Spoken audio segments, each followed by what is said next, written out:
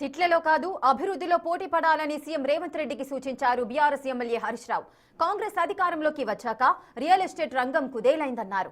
తెలంగాణను తెచ్చిన కేసీఆర్ పై అనుచిత వ్యాఖ్యలు చేయడం సరికాదన్నారు. మున్సిపల్ ఎన్నికల్లో రేవంత్ అహంకారానికి బుద్ధి చెప్పి బీఆర్ఎస్ ను గెలిపించాలని కోరారు.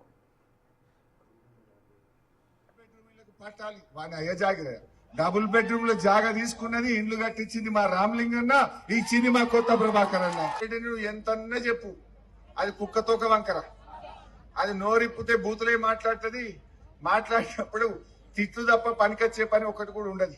అట్లే రేవంత్ రెడ్డికి మనం ఈయన హార్వర్డ్ పోయినా, ఈయన అంతరిక్షం పోయినా, ఆయన బూతులు మారాయి, ఆయన రీతి మారది, ఆయన మనిషి మారడు.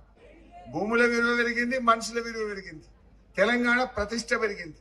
రేవంత్ రెడ్డి వచ్చిన తర్వాత భూముల విలువ తగ్గింది, తెలంగాణ ప్రతిష్ట దెబ్బతింటున్నది. తెలంగాణలో పెట్టుబడులు రావడం లేదు. నీ పేగులోడ వీకి మెడలు వేసుకుంటా అంటాడు కేసీఆర్, ని లాగుల తొండలు జొర్ర కొడతా అంటాడు కేసీఆర్, ని కండ్ల గుడ్లుడ వీక్తా అంటాడు. అంటే కేసీఆర్ చేసిన తప్పేంది అని నేను అడుగుతా ఉన్నా.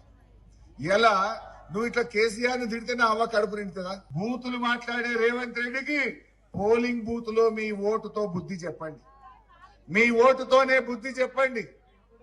ఇలా రేవంత్ రెడ్డి రైతు రుణమాఫీ ఏమన్నాడు అక్క, కనబడ్డ దేవుడి మీద లోటు పెట్టిండు, కొమరెల్లి మల్లన్న దేవుడి మీద పెట్టిండు, ఏడుపాయల అమ్మవారి మీద పెట్టిండు, యాదాద్రి లక్ష్మీనరసింహస్వామి మీద ఒట్టు పెట్టిండు, మెదక్ చర్చ్ మీద పెట్టిండు, జహంగీర్ పీర్ దర్గా మీద పెట్టిండు.